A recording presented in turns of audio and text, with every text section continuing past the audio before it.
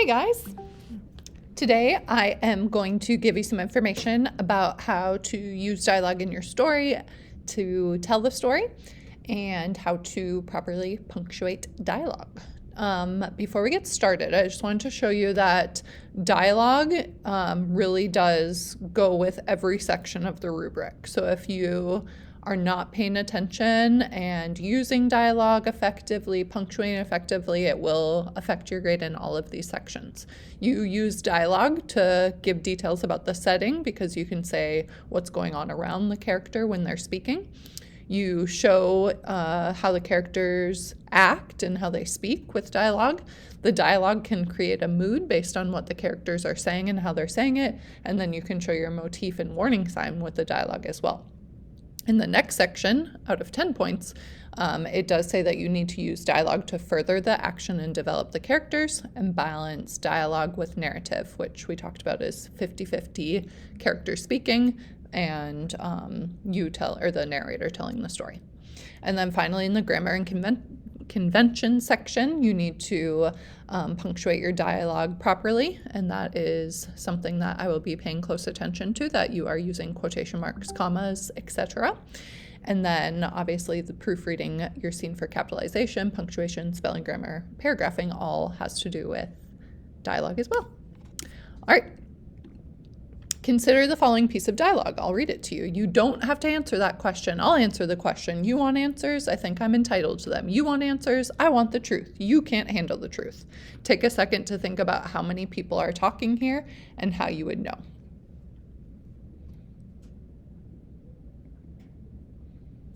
So my point in this is that this doesn't show that multiple people are talking because it's all one paragraph and it doesn't have quotation marks. It doesn't have who's speaking. There are actually several people speaking in this scene, and it's a scene from a movie, which I'll show you in a minute. Look at how important formatting is. You need to use quotation marks to tell when someone is speaking. So you can see these highlighted in pink. There's quotation marks around whenever someone is saying something.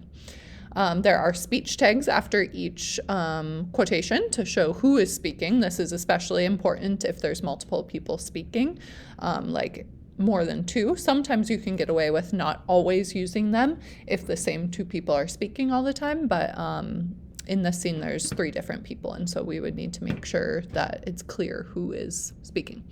Okay, and then dropping a line, so you that helps us recognize when the speaker changes, and if you look at the pages of your book, that's what it looks like. There's not paragraphs of people, multiple people speaking.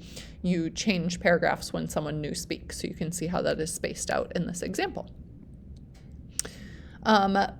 This dialogue is properly punctuated and formatted, but it is kind of boring because it just keeps saying, said Kathy, said Jessup, said Kathy, said Jessup. That's repetitive, it gets choppy, that could affect your score. There's a lot more we can do with the dialogue tags. I'll show you the part of the scene to show you they're not just saying it, they are showing emotion with what they're saying. So here's the little clip of the movie. We'll wait for an answer. If Lieutenant Kendrick gave an order that Santiago wasn't to be touched, then why did he have to be transferred? Colonel, Lieutenant Kendrick ordered the code red, didn't he? Because that's what you told Lieutenant Kendrick to do. Object! When it went bad, you cut these guys loose! Your Honor, you had markers inside a phony transfer. Your Honor, you doctored the logbook. Damn it, Captain! You coerced the doctor. Consider yourself in contempt. Colonel Jessup, did you order the code red? You don't have to answer that question. I'll answer the question. You want answers? I think I'm entitled. You want answers? I want the truth! You can't handle the truth! Son, we live in a world that has walls, and those walls have to be guarded by men with guns. Who's gonna do it? You? You, Lieutenant Weinberg? I have a greater responsibility than you can possibly fathom. All right, so as you can see, it's more than just them saying it. That's not telling the full story. There's some yelling, there's definitely emotion behind what they're saying. So I have an example of how this could be improved, and you can see this adds a lot of words to your story to get to 1,000 words. So Instead of just said this person, said that person, it goes, the judge turned swiftly toward the witness and declared, you don't have to answer that question.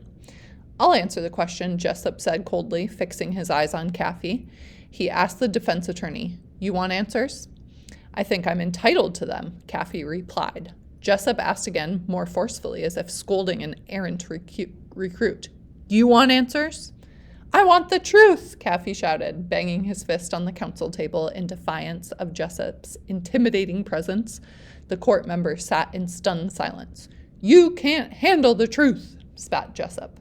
Okay, so that gives, that movie in my head now of where they're at. They're in the courtroom, what they're doing with their bodies, and how they're saying things.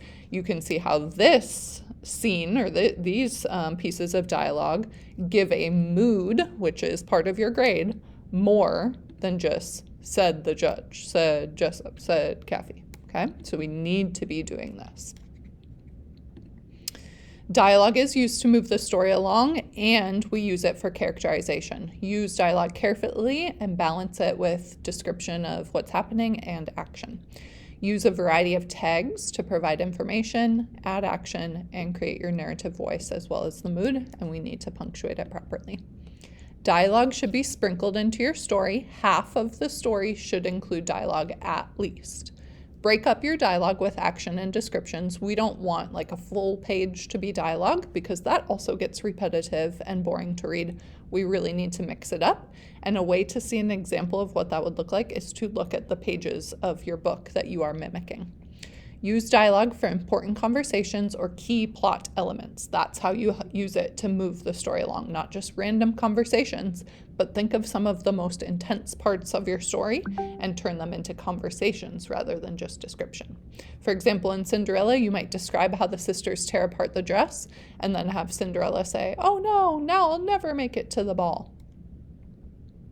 Here's an example of some good, well-punctuated dialogue and dialogue or speech tags. So this is from a series of unfortunate events. But what good does it do him to have us be in his stupid play? I don't know, Violet admitted miserably. She stood up and started washing the oatmeal bowls.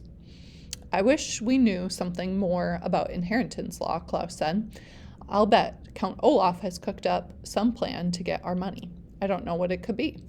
I guess we could ask Mr. Poe about it, Violet said doubtfully, as Klaus stood beside her and dried the dishes. He knows all about those Latin legal phrases. So this moves the story along because it's kind of like the conflict part of the story. And instead of just describing what's happening, which would be boring for this part of the story, the person who wrote it used dialogue. Okay, dialogue punctuation is very important and part of your grade. When a new character starts, or when a new character talks, you start a new paragraph. You don't need to use a speech tag for every single line of dialogue, but it should be present for most. Who is saying it and how are they saying it? The important thing is that the reader needs to always be aware of who's speaking. So that's what's most important. These small children love punctuation. All right, so here's some examples of how you punctuate dialogue. You'll use these examples to punctuate some dialogue for practice in a minute.